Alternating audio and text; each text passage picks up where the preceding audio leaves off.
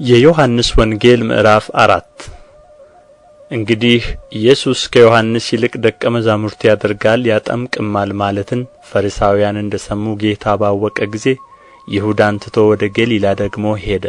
ዳሩ ግን ደቀ መዛሙርቱ እንጂ ኢየሱስ ራሱ አላጠመቀም። በሰማርያም ሊያልፍ ግድ ሆነበት። ስለዚህ ያዕቆብ ለልጁ ለዮሴፍ በሰጠው ስፍራ አጠገብ ወደምትሆን ሲካር ወደምትባል የሰማርያ ከተማ መጣ። በዚያም የያዕቆብ ጉድጓድ ነበረ።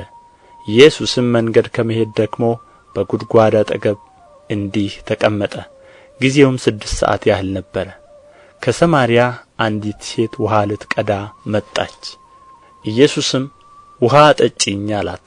ደቀ መዛሙርቱ ምግብ ሊገዙ ወደ ከተማ ሄደው ነበርና፣ ስለዚህ ሳምራዊቲቱ አንተ የይሁዳ ሰው ስትሆን ሳምራዊት ሴት ከምሆን ከእኔ መጠጥ እንዴት ትለምናለህ አለችው።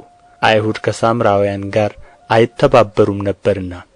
ኢየሱስ መልሶ የእግዚአብሔርን ስጦታና ውሃ አጠጪኝ የሚልሽ ማን መሆኑን ብታውቂ አንቺ ትለምኚው ነበርሽ፣ የሕይወትም ውሃ ይሰጥሽ ነበር አላት።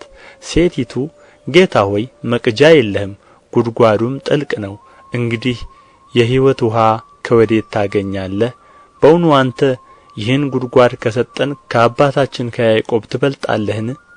ራሱም ልጆቹም ከብቶቹም ከዚህ ጠጥተዋል አለችው። ኢየሱስም መልሶ ከዚህ ውሃ የሚጠጣ ሁሉ እንደ ገና ይጠማል። እኔ ከምሰጠው ውሃ የሚጠጣ ሁሉ ግን ለዘላለም አይጠማም። እኔ የምሰጠው ውሃ በእርሱ ውስጥ ለዘላለም ሕይወት የሚፈልቅ የውሃ ምንጭ ይሆናል እንጂ አላት። ሴቲቱ ጌታ ሆይ እንዳልጠማ ውሃም ልቀዳ ወደዚህ እንዳልመጣ ይህን ውሃ ስጠኝ አለችው። ኢየሱስም ሂጂና ባልሽን ጠርተሽ ወደዚህ ነይ አላት። ሴቲቱ መልሳ ባል የለኝም አለችው። ኢየሱስ ባል የለኝም በማለትሽ መልካም ተናገርሽ፣ 5 ባሎች ነበሩሽና አሁን ከአንቺ ጋር ያለው ባልሽ አይደለም፣ በዚህስ እውነት ተናገርሽ አላት። ሴቲቱ ጌታ ሆይ አንተ ነቢይ እንደሆንህ አያለሁ። አባቶቻችን በዚህ ተራራ ሰገዱ፣ እናንተም ሰው ሊሰግድበት የሚገባው ስፍራ በኢየሩሳሌም ነው ትላላችሁ አለችው። ኢየሱስም እንዲህ አላት፣ አንቺ ሴት እመኚኝ፣ በዚህ ተራራ ወይም በኢየሩሳሌም ለአብ የማትሰግዱበት ጊዜ ይመጣል። እናንተ ስለማታውቁት ትሰግዳላችሁ፣ እኛ መዳን ከአይሁድ ነውና ለምናውቀው እንሰግዳለን። ነገር ግን በእውነት የሚሰግዱ ለአብ በመንፈስና በእውነት የሚሰግዱበት ጊዜ ይመጣል፣ አሁንም ሆኖአል። አብ ሊሰግዱለት እንደነዚህ ያሉትን ይሻልና። እግዚአብሔር መንፈስ ነው፣ የሚሰግዱለትም በመንፈስና በእውነት ሊሰግዱለት ያስፈልጋቸዋል። ሴቲቱ ክርስቶስ የሚባል መሲሕ እንዲመጣ አውቃለሁ፣ እርሱ ሲመጣ ሁሉን ይነግረናል አለችው። ኢየሱስ የምናገርሽ እኔ እርሱ ነኝ አላት። በዚያን ጊዜ ደቀ መዛሙርቱ መጡና ከሴት ጋር በመነጋገሩ ተደነቁ። ነገር ግን ምን ትፈልጊያለሽ ወይም ስለ ምን ትናገራታለህ ያለ ማንም አልነበረም። ሴቲቱም እንስራዋን ትታ ወደ ከተማ ሄደች። ለሰዎችም ያደረግሁትን ሁሉ የነገረኝን ሰው ኑና እዩ፣ እንጃ እርሱ ክርስቶስ ይሆንን አለች። ከከተማ ወጥተው ወደ እርሱ ይመጡ ነበር። ይህም ሲሆን ሳለ ደቀ መዛሙርቱ መምህር ሆይ ብላ ብለው ለመኑት።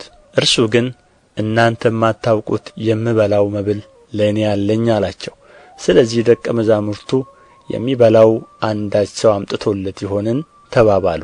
ኢየሱስም እንዲህ አላቸው፣ የእኔስ መብል የላከኝን ፈቃድ አደርግ ዘንድ ሥራውንም እፈጽም ዘንድ ነው። እናንተ ገና 4 ወር ቀርቶአል መከርም ይመጣል ትሉ የለምን? እነሆ እላችኋለሁ፣ ዓይናችሁን አንሡ፣ አዝመራውም አሁን እንደ ነጣ እርሻውን ተመልከቱ። የሚያጭድ ደመወዝን ይቀበላል፣ የሚዘራና የሚያጭድም አብረው ደስ እንዲላቸው ለዘላለም ሕይወት ፍሬን ይሰበስባል። አንዱ ይዘራል አንዱም ያጭዳል የሚለው ቃል በዚህ እውነት ሆኖአልና።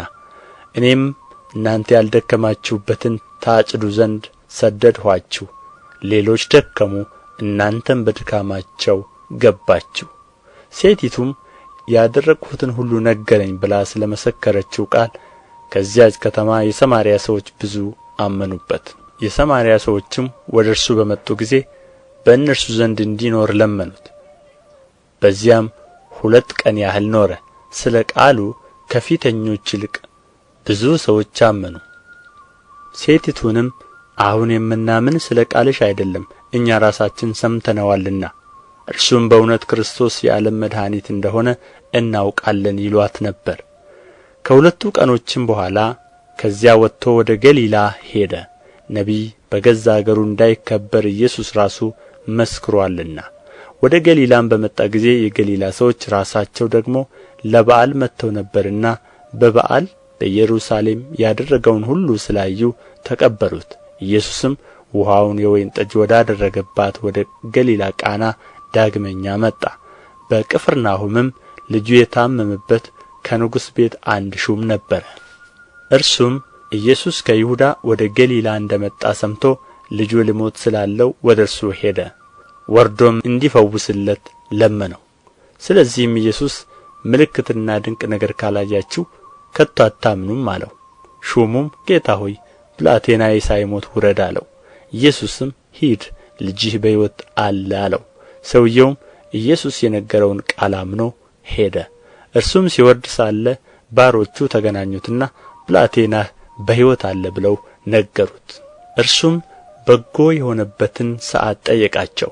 እነርሱም ትናንት በ7 ሰዓት ንዳዱ ለቀቀው አሉት። አባቱም ኢየሱስ ልጅህ በሕይወት አለ ባለው በዚያ ሰዓት እንደሆነ አወቀ። እርሱም ከቤተ ሰዎቹ ሁሉ ጋር አመነ። ይህም ደግሞ ኢየሱስ ከይሁዳ ወደ ገሊላ መጥቶ ያደረገው ሁለተኛው ምልክት ነው።